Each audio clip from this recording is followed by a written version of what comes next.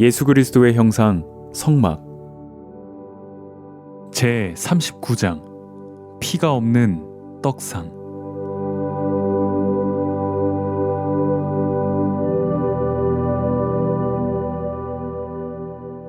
너는 조각목으로 상을 만들되 장이 2규빗, 광이 1규빗, 고가 1규빗 반이 되게 하고 정금으로 싸고 주위에 금테를 두르고 그 사면에 손바닥 넓이만한 턱을 만들고 그 턱 주위에 금으로 테를 만들고 그것을 위하여 금꼬리 넷을 만들어 그 네 발 위 네 모퉁이에 달되 턱 곁에 달라. 이는 상 맬 채를 꿰 곳이며 또 조각목으로 그 채를 만들고 금으로 싸라. 상을 이것으로 맬 것이니라. 너는 대접과 숟가락과 병과 붓는 잔을 만들되 정금으로 만들지며 상 위에 진설병을 두어 항상 내 앞에 있게 할지니라. 출애굽기 25장 23절부터 30절. 사람들은 하나님을 진노의 하나님, 두려운 하나님으로 아는 경우가 많다. 사람들이 하나님을 무서워하는 이유는 자신에게 실수와 허물이 많다는 점 때문이다. 만일 우리 삶이 하나님처럼 거룩하고 실수나 부족함이 전혀 없다면 하나님을 절대로 두려워하지 않을 것이다. 두 사람이 같이 살 때도 한 사람은 허물이 많고 부족한 반면 다른 사람은 그렇지 않다면 한 사람은 위축되고 부담스러워진다. 언젠가 라디오에서 인생 상담을 하는 방송을 들은 적이 있다. 아내가 예쁘고 완벽한데도 남편이 그 아내를 사랑하지 않고 다른 여자를 가까이 하고 외박을 하는 문제로 상담을 청한 것이었다. 아내가 아주 예쁜데도 남편이 싫어하는 이유는 아내가 완벽한데 반해 남편은 흠이 많기 때문이었다.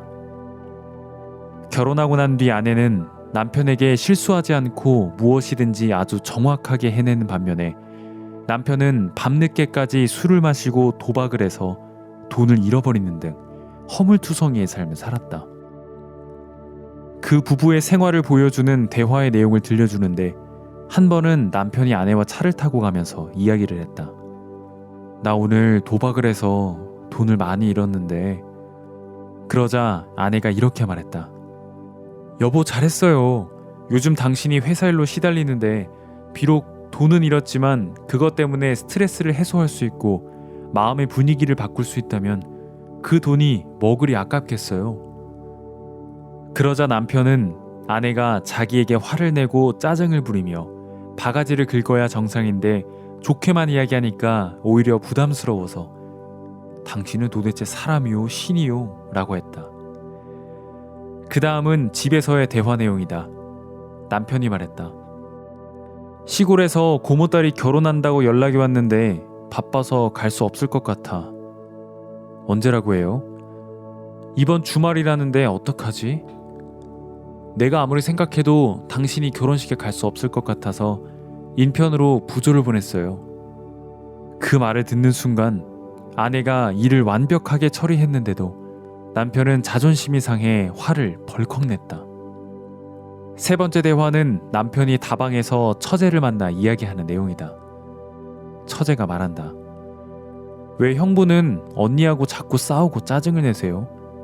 언니는 나보다 공부도 훨씬 많이 했고 얼굴도 예쁘고 마음씨도 곱지 않아요?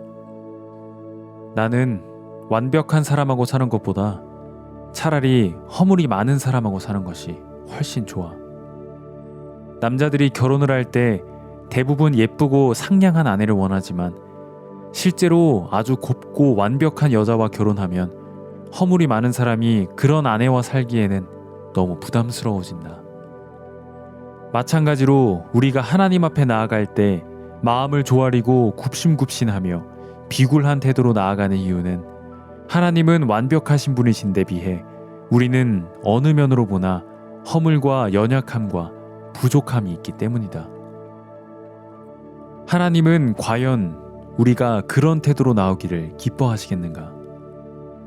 물론 우리가 죄인이었을 때 죄사함을 받고 은혜를 입어서 하나님 앞에 감사해야 하고 하나님 앞에 무릎을 꿇고 경배하는 곳에 서기를 원하시지만 그런 위치에 있기만 원하시는 것은 아니다.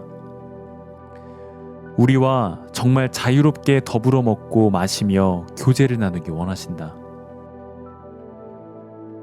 제단에는 염소나 양을 잡아 그 뿔에 피를 칠하고 향단에도 속죄 제사를 드릴 때 피를 가지고 그 뿔에 바르며 법궤에도 제사장이 피를 가지고 가서 속죄소 위에 뿌린다.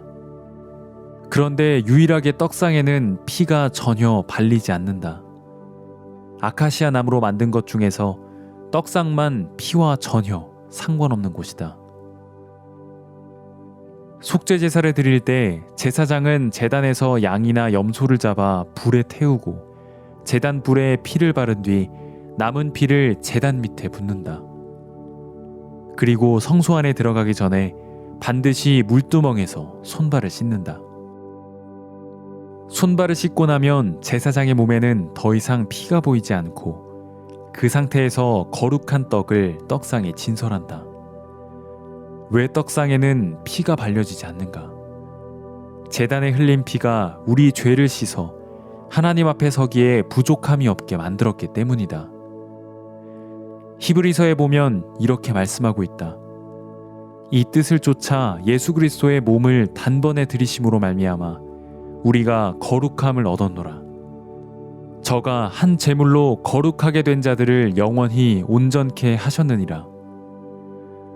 우리는 정말 허물이 많고 연약하여 때때로 범죄도 하고 하나님 앞에 잘못하는 것이 사실이지만 예수 그리스도의 보혈은 우리를 하나님 앞에서 온전하게 만들어 놓았다. 죄 사함을 받고 거듭난 그리스도인들이 나는 의롭다, 나는 온전하다고 이야기하면 사람들이 이상하게 생각하는 것은 당연하다. 살인해 교도소에서 복역하면서도 문제를 많이 일으키다 교도관 형제로부터 복음을 듣고 구원받은 한 형제가 출소한 후 우리 교회에 있었다.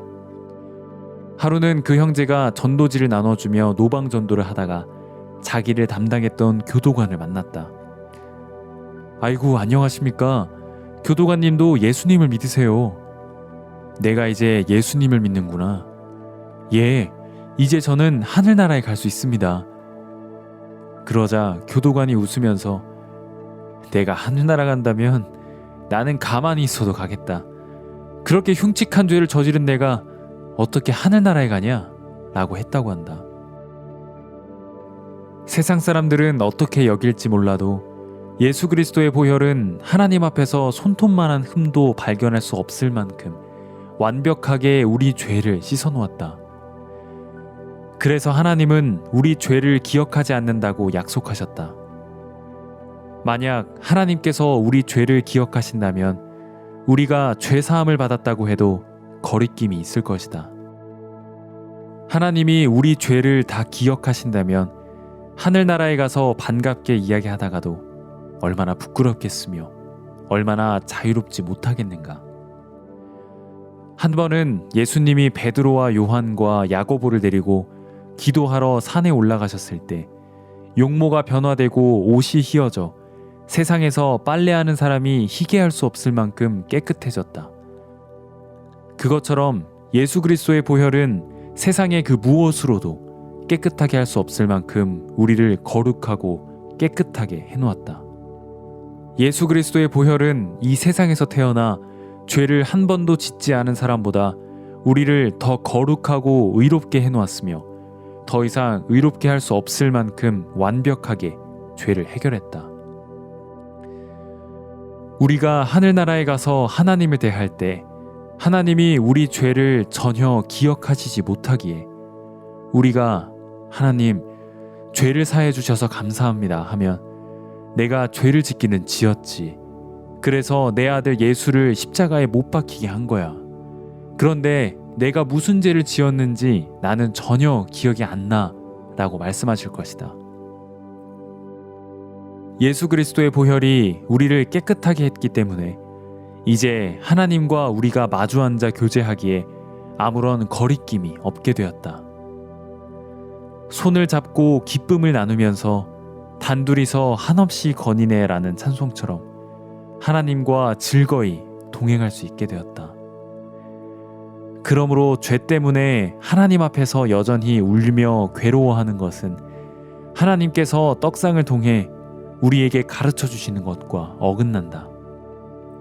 우리가 죄 때문에 괴로워하고 슬퍼하다가도 제단에 와서 그리스도의 보혈로 죄를 씻음 받으면 그 죄에서 영원히 벗어난다. 매일 죄를 씻음 받는 것이 아니라 단번에 주구사 단번에 사했네라는 찬송 가사처럼 제단에서 우리 죄를 단번에 씻은 후에는 다시 죄를 들먹거릴 필요가 없다. 떡상에 앉았다면 더 이상 죄로 인해 괴로워할 필요가 없는 것이다. 이제는 하나님 앞에서 주문 외우듯 죄를 고백하는 신앙이 아니라 마음의 죄악을 벗어버린 후에는 죄와 상관없이 하나님과 사랑을 나누고 하나님의 은혜에 감사하는 마음으로 살아야 할 것이다. 아들이 아버지에게 잘못했으면 아버지 앞에 잘못을 빌고 용서를 받아야 한다. 그 뒤에는 같이 식탁에 앉아 이야기를 나누는 것처럼 죄 사함을 받은 성도는 이제 떡상에 앉아 하나님과 깊은 교제를 나누어야 할 것이다.